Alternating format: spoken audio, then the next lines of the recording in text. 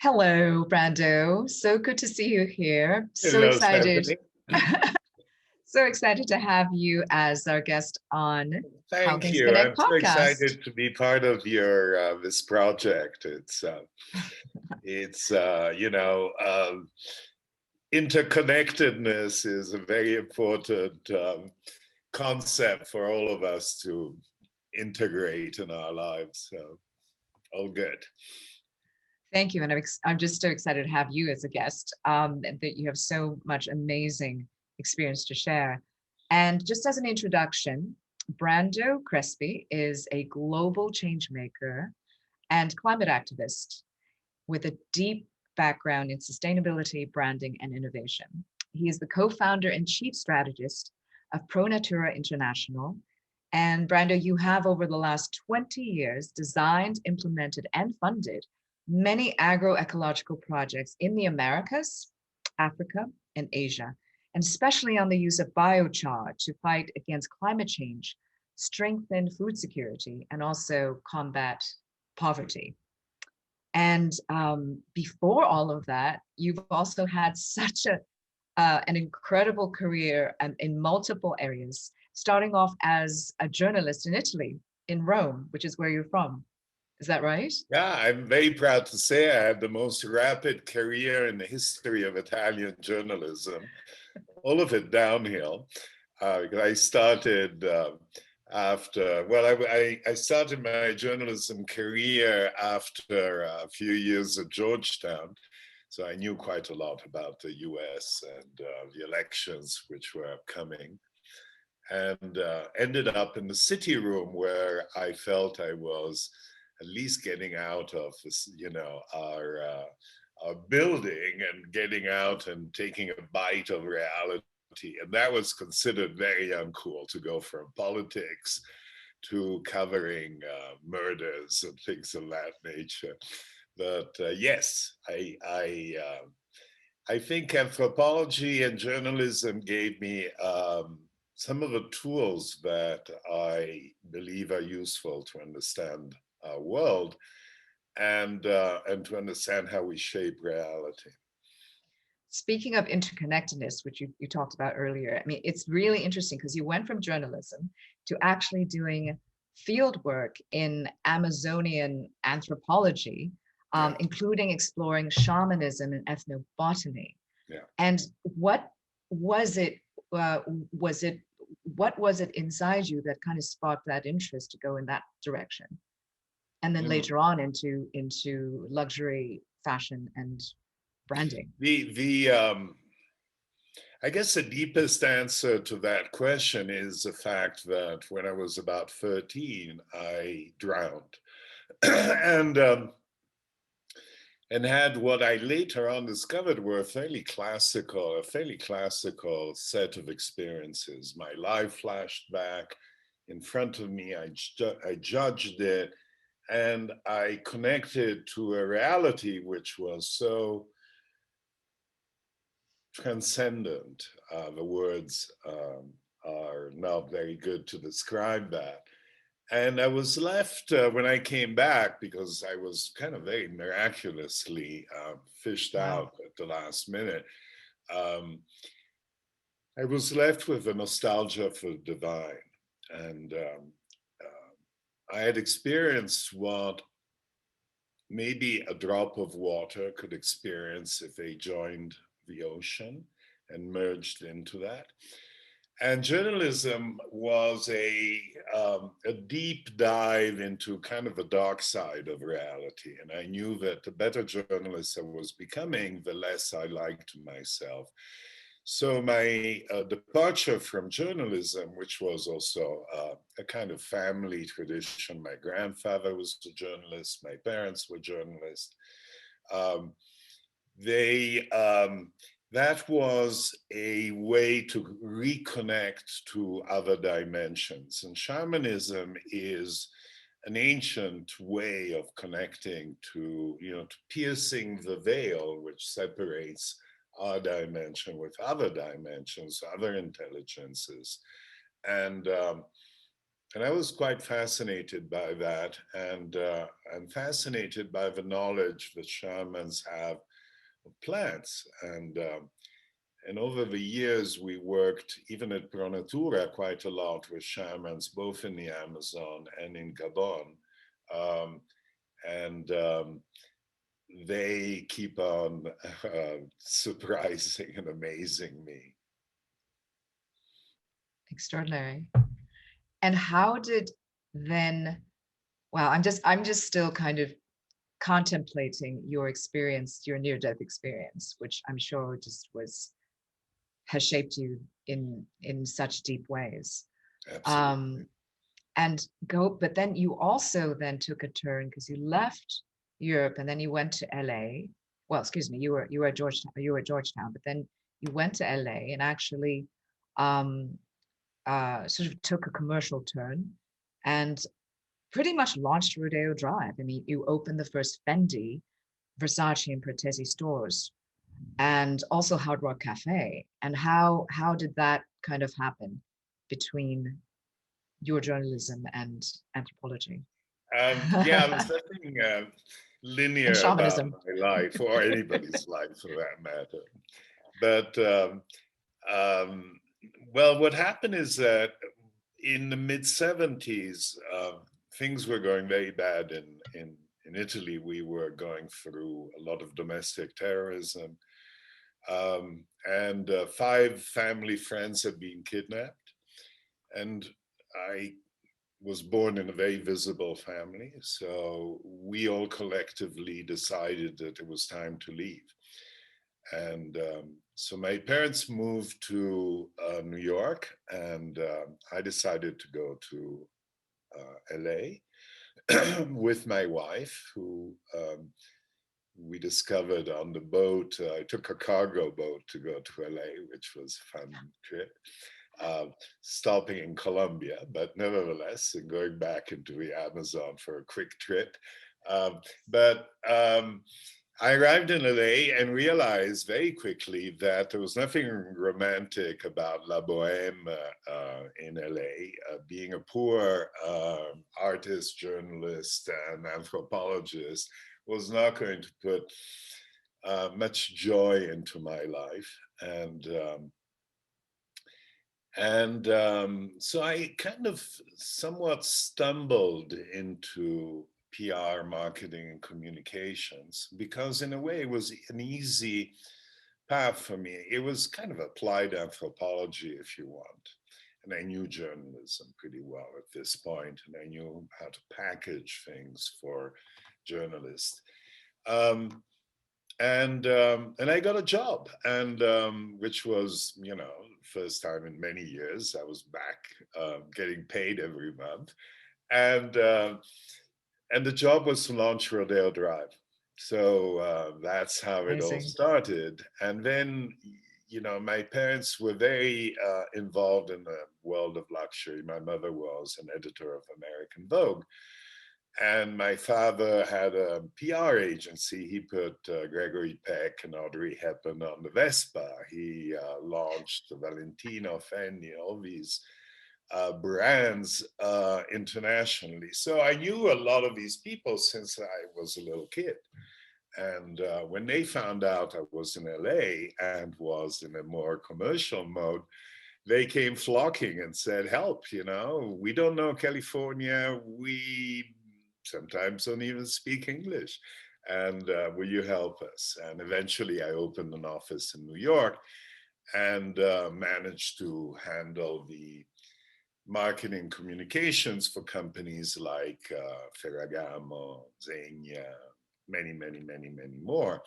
At the same time, they paid for a lot of things that they would have been very surprised uh, to discover that I was doing. I kept those two sides of my life separate. So I opened the first flotation tank centers in LA, San Francisco.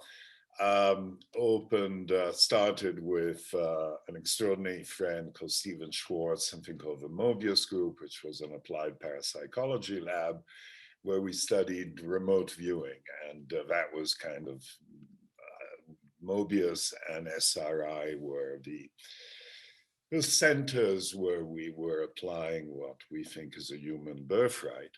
And in the mid 80s, however, I discovered that I was getting a little complacent, and all this money, and I was very well paid, which I obviously enjoyed, and I was being covered with clothes and sheets and things, and Can't say no to flown that. back and forth to Europe, and I was living between New York and LA, and but I decided that I needed to really give myself a kick in the butt and focus on things which spoke to a deeper part of me. So I co-founded a couple of NGOs, and then during my frequent trips to Brazil, met an extraordinary man, very unique explorer, mountain climber, MD, Olympic athlete called Marcelo Andrade, and together we started Pro Natura. And that's 35 years ago, and there's a long journey from there. What is fascinating about Pro Natura is you talked a lot earlier about applying your experience. It's almost like applied sciences. And Pro Natura, it seems that the model that you've adopted is applied sustainable economy Yes, into indeed. creating. Yeah. And could you explain that? Yeah, sure. Because our first project was overly ambitious. We decided to try to stop the deforestation of an area called Juruena on the border between the Amazon and Mato Grosso, an area which is actually larger than the UK, 12.5 million hectares.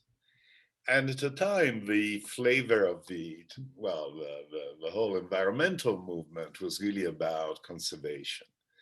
And WWF had these models of oases where you protected, but that didn't make any sense on 12.5 million hectares. You couldn't put fences, you couldn't put guards shooting at people who were cutting trees. It was absurd, right? So we needed to find a different approach. And the different approach was to try and help the people who were part of the problem to become part of the solution. And then we also worked quite a lot in trying to bring business to understand the value of environmental responsibility.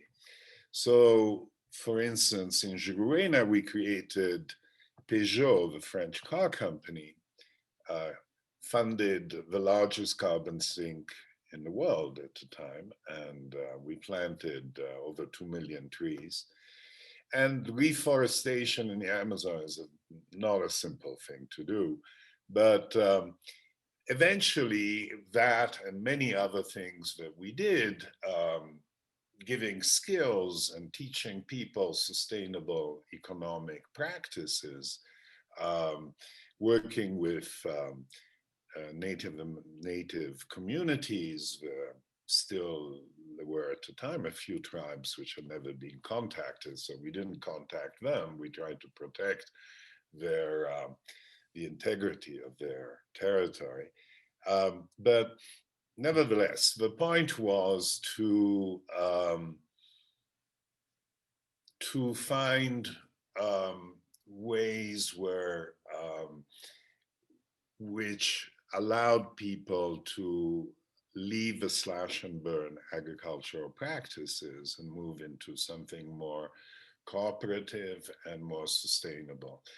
And this work, eventually, at the time, there was no such word as sustainability. So this work eventually became known as sustainability. Juruena is one of the landmarks, according to the World Bank, of sustainable project, probably the most sustainable project in South America. We got the Mitchell Prize, which is the Nobel Prize considered the Nobel Prize of sustainability. And after 92, after the Rio conference, decided that what we had developed, this different approach, was actually exportable. So I moved to Paris, and we opened an office in Paris to work with Africa, especially Francophone Africa at the beginning, Mhm. and then eventually Asia. So we eventually created project in 62 countries. Amazing. And not only did you create all those reforestation projects, um, you also actually held many expeditions Yeah. to collect something like 500,000 samples of life forms. Yeah, Um, well, more than those. And yeah, we organized 13 of the large, actually the largest expeditions in the world um, to study biodiversity, and mhm, and and it was a lot of fun because we created a lot of flying devices to explore the Amazon, the canopy of the canopies, yeah. rainforest in Yeah, I saw Madagascar, those photos. Extraordinary. in Guyana, in Gabon, and I got a perfume company called Givaudan to fund some of them, and we won some nice prizes there. Um, but essentially, at some point, I was putting noses from the perfume industry under a 55-meter blimp in the cabin underneath of this blimp, flying at 6 o'clock in the morning over the rainforest of indeed South America and Africa, and with a GPS machine where they could just press a button whenever there was a scent that they thought was interesting. And then we go back, and in the beginning, we had this large 5,000 square foot platform made of Kevlar netting and inflatable tubes, which we could deposit on top of a rainforest and Mm, do research or collect, in this case, samples of scents. And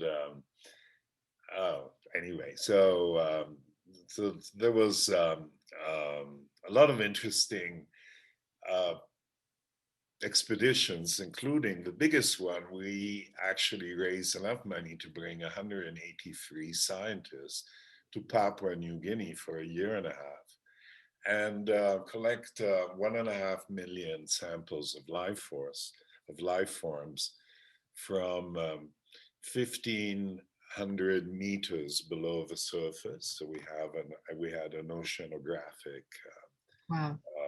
boat, and two nearly 4,000 meters above the ground.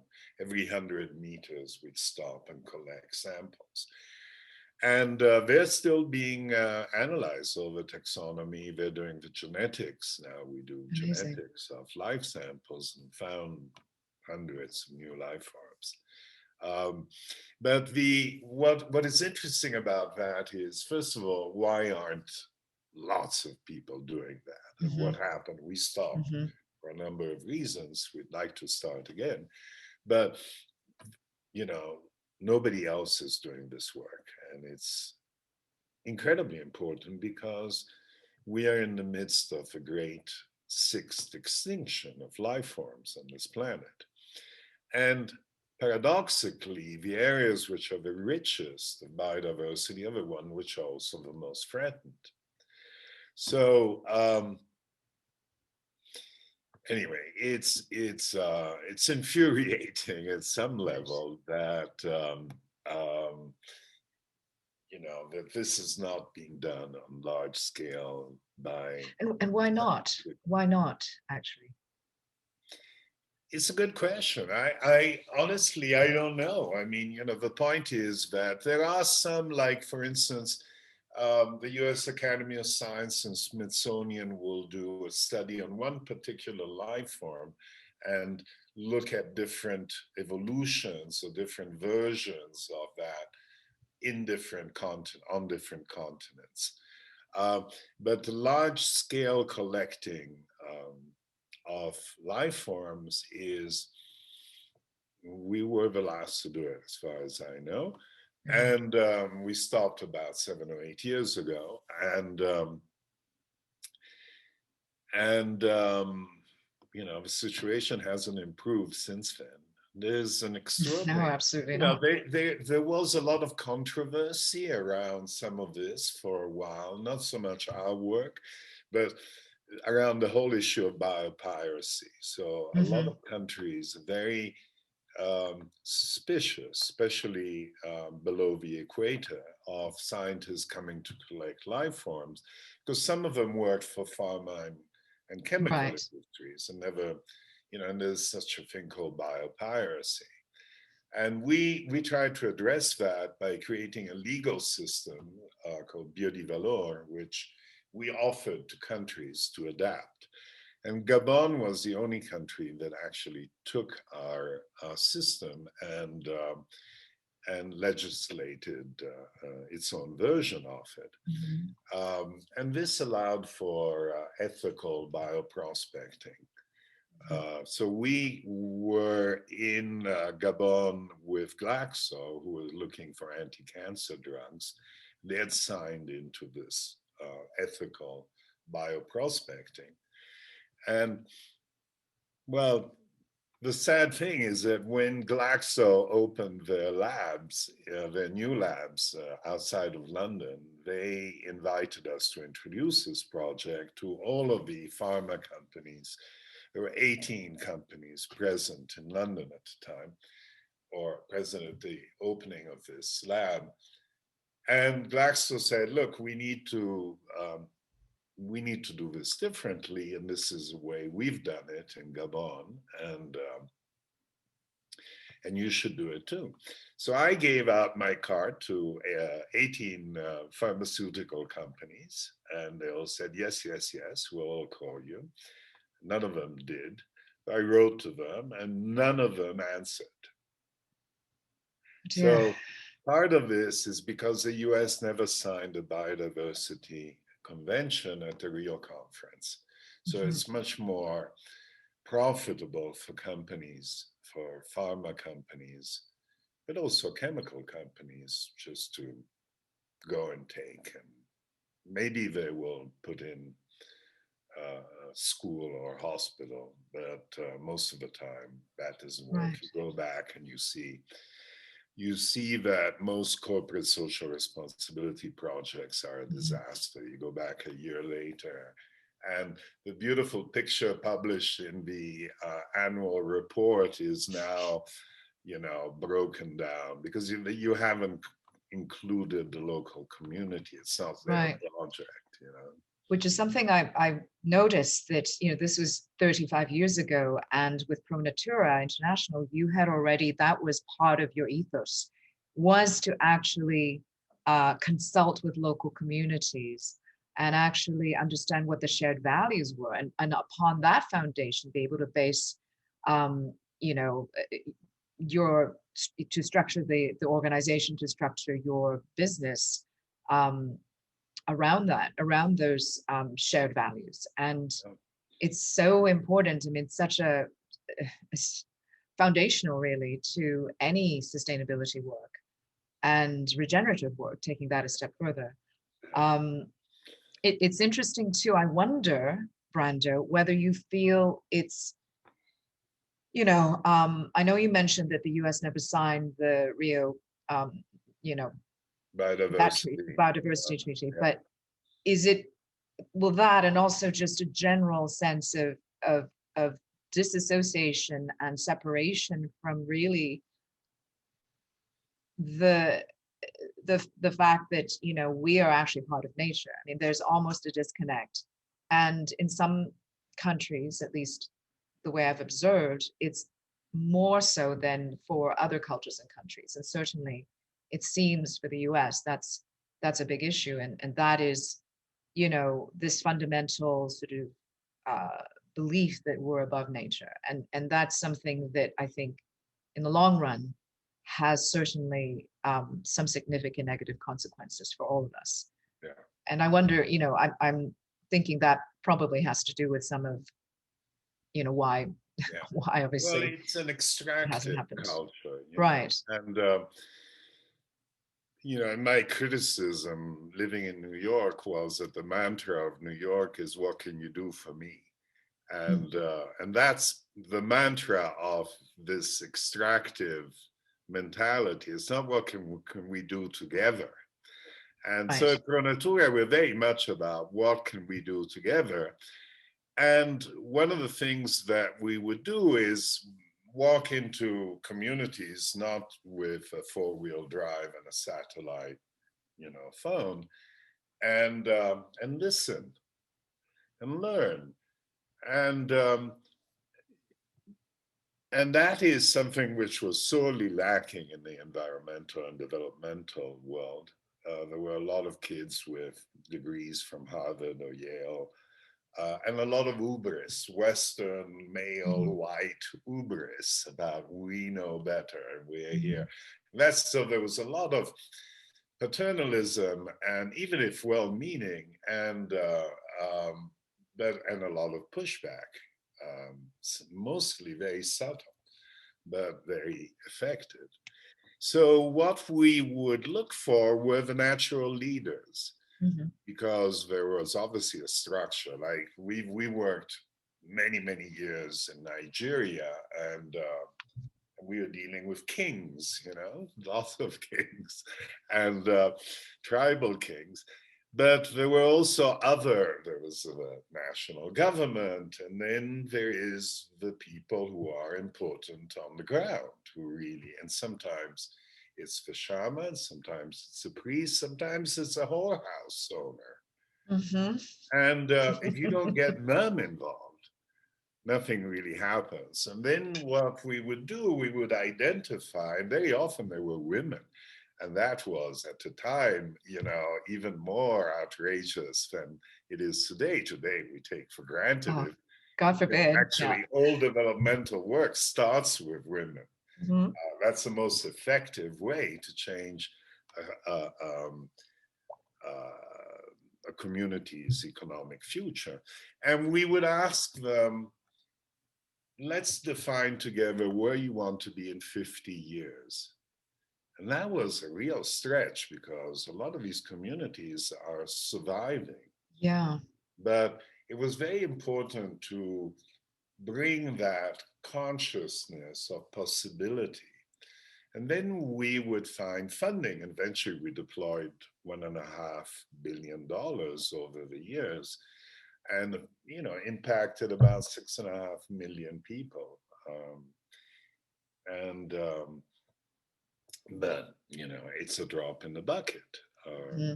But still, and now I was coming here today listening to public radio and the amount of hunger that is in America, and I've been realizing that a lot of what we developed is very Very applicable, very relevant. valuable here. And I'm in New Mexico today, surrounded by um, you know, um, Indian, they like to be called that way, Indian communities, and they are in dire straits.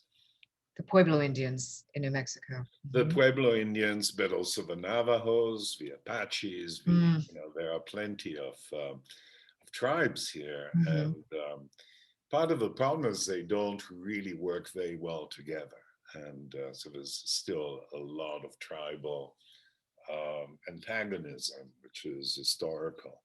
And but there are, there are plenty of examples of collaboration. So that's some of the other side. And I'm really curious actually, because I know you're actively involved, obviously still, and you're in particularly in green charcoal right now, which is a specific project in Senegal, in Africa, which can of course extend to other countries, but right now that's where you're at. And how do you, I mean, have you seen a renewed enthusiasm, impetus, energy behind this project, behind these types of projects in your field? Or have you seen more disillusionment, should I say? Well, I'm reminded of Gramsci's line, which was one of my mantras, which is about the pessimism of the intellect and the optimism of the will. Um, it seems like, well, I found myself a few years ago at at a big climate demonstration in New York. And I found myself crying because I didn't feel alone anymore. There were hundreds of thousands of people there. So on one hand, I see that we have an extraordinary ability to deny, postpone whatever is not immediately satisfying to our ego and to our needs. But then you have people who take, especially the kids who realize the urgency of what's going on. And thank you, Greta, for being such a powerful voice. Greta Thunberg. Yeah. It seems quite extraordinary that the amount of denial and dismissal which is going on, and some of it is political in this country, which is incredible if you think of it, because everywhere else in the world, it's not a political issue. Everybody realizes this is an existential issue. But in the States, it has become that. But that notwithstanding, it's an uncomfortable reality. We kind of know it's there. In Europe, we are very engaged, much, much more than in the US. For some reason, even the press here does not deal with that. And maybe because in New York has not been hit by as much, I don't know, that was a theory a few years ago, that New York, where most of the press is based, was kind of isolated from the worst results of our climate catastrophe, although I don't think that's true anymore. And it's happening before our eyes. The cost of coastal real estate in Florida has gone down 9%, just because people know that the sea level is rising. And, Right. I mean, you were talking about the media. I mean, again, you have to look at who's backing the media, where's the money coming from. I mean, there's just, and we won't go into that because that's a whole other topic, but it's, and I'm only asking you that question because it seems to me that, as unfortunate as it is particularly in the United States, but in many parts of the world as well, where there's increasing polarization. And I would say that's not just a US-centric phenomenon, but that, at least personally, I find that when we start to look at and focus on issues that are greater than us, that are greater than sort of our immediate sort of squabbles, there is, under normal circumstances, that would be a uniting call. And I still feel and hope that that is the situation, because it's very easy, especially now. And I'm saying this particularly because we are existing at this minute in a very tenuous environment that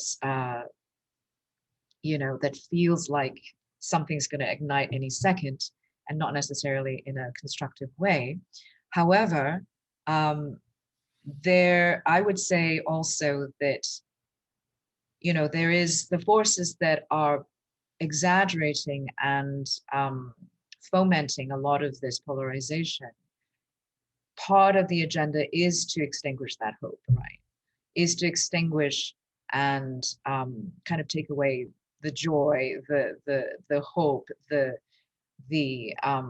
focus on anything that's positive. And the fact is, like you mentioned, and I would love for you to go into biochar, green charcoal a little bit more, is that we have a lot of the solutions we are needing to create not just sustainability, but economic, economic growth. We have solutions to issues of disease. We have many of those kinds of solutions that are all around us. It's that our focus has been very distracted from looking um, at these particular solutions that may not be necessarily advantageous for particular factions to kind of, look at, but in fact is really important. And hence, we have a show like this. That's why, it's so important, the work that you're doing, Brando. And, and speaking of inexpensive, effective, multi-pronged solutions, I would love to take that into green charcoal and biochar.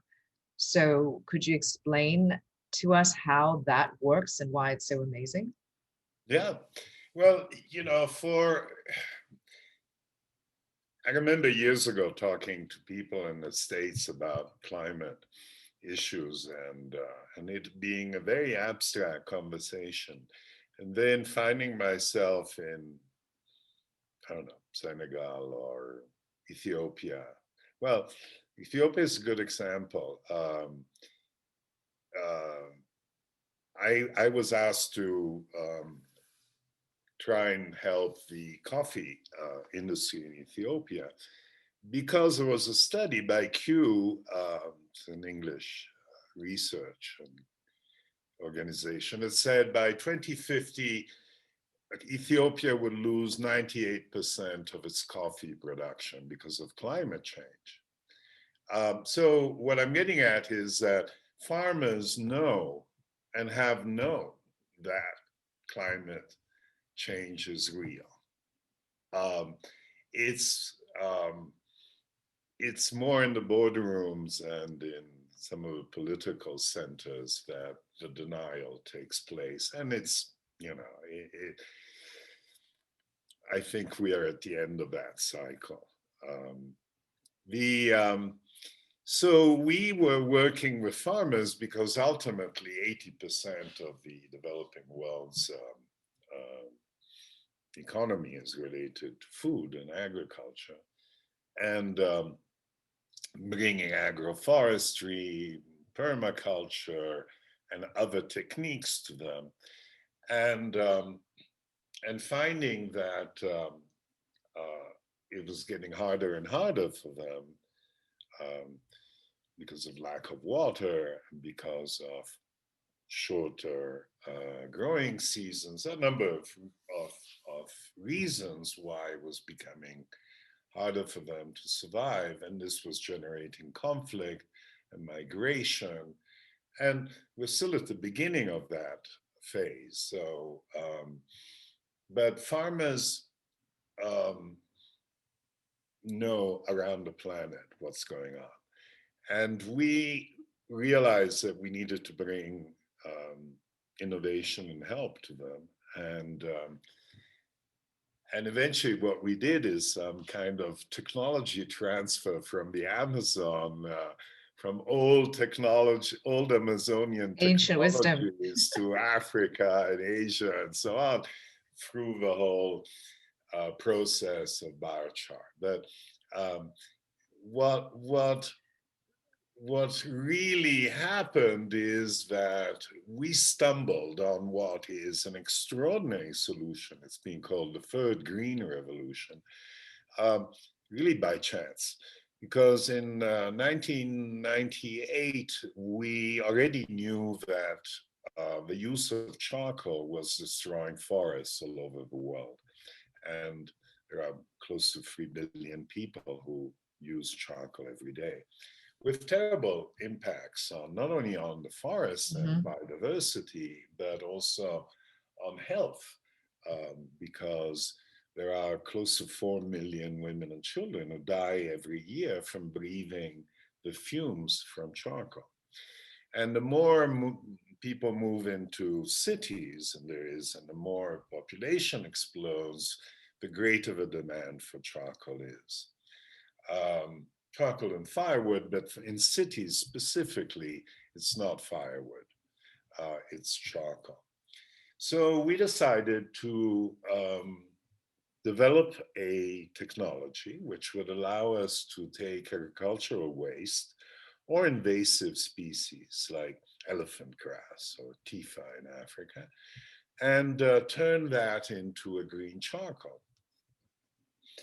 And we won Best Technology for Developing World prize by the Altran Foundation in 2002. And at that point, we got a call from a gentleman called Johannes Lehmann, who's a professor at Cornell, who said, "Congratulations, do you realize you have the best biochar technology in the world?" And we said, "Well, thank you. That's very nice of you. But what's biochar?"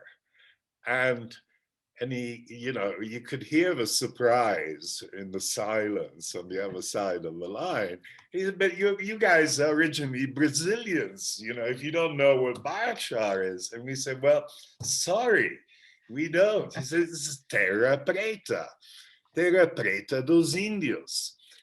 And, I scratched my head and remembered that indeed in the Amazon, and already at that time there were a few people talking about it, there was some issues around how could cities of 50,000 people exist on a land which had just a few inches of topsoil. So you couldn't grow food in most of the Amazon. But yet they had figured out a way which allowed them to grow food and allowed them to live in cities which were larger than London in the 14th century, which all disappeared. When we arrived, there was a man called Francisco de Orellana who was the first one he was Pizarro's lieutenant, and he came down the Rio Negro and the Amazon River, and he described these flourishing garden cities.